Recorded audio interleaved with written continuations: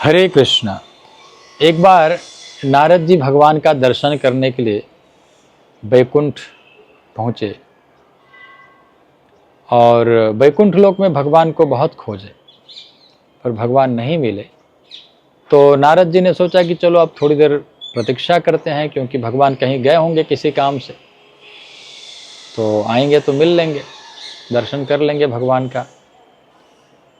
तो प्रतीक्षा करने के लिए अब आज के ज़माना होता तो लोग फ़ोन लेकर बैठकर फ़ोन चलाते रहते, लेकिन अब नारद जी के पास फ़ोन तो था नहीं। तो नारद जी ने अपना बीड़ा उठाया और भगवान का कीर्तन शुरू कर दिया। जैसे ही भगवान का कीर्तन शुरू किया, नाम कीर्तन शुरू किया, भगवान तुरंत प्रकट हो गए और नारद जी ने भगवान का दर्शन किया, भगवान को प्रणाम किया और प्रश्न किया। नारद जी ने कहा, भगवान आप बताइए, आप कहाँ रहते हैं?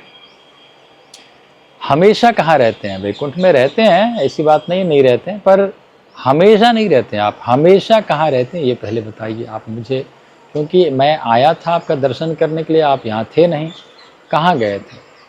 आप हमेशा जहाँ रहते हैं वो वाली एड्रेस आप मुझे बताइए, कहाँ रहते हैं? तो भगवान ने कहा कि बहुत सुंदर उत्तर दिया भगवान ने कहा, नाहम बसामि वैकुंठे। हे नारद, मैं वैकुंठ में नहीं रहता हूँ, योगिनाम हृदये न च, और योगियों के हृदय में भी नहीं रहता हूँ। जो लाखों वर्षों तक योगी लोग ध्यान लगाते हैं, अपने हृदय में भगवान को खोजते हैं, पर वो हृदय में भी मैं नहीं रहता हूँ।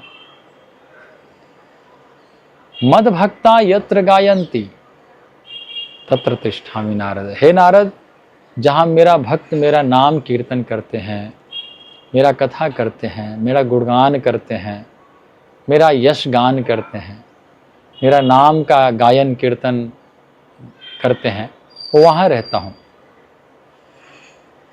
मैं ना बैकुंठ में रहता हूँ, ना योगियों के हृदय में रहता हूँ।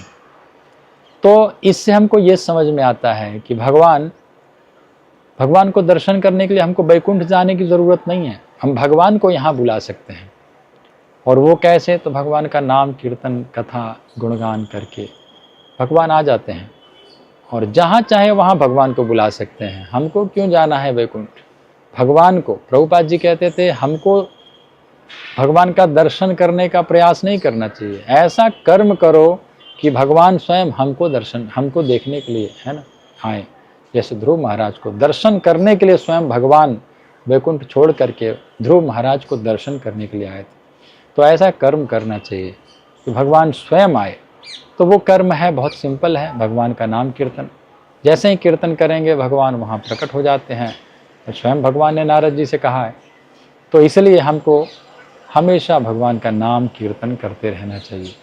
नाम जप कीर्तन गुणगान लीला यश गायन करते रहना चाहिए, कभी रुकना नहीं चाहिए। हरे कृष्ण।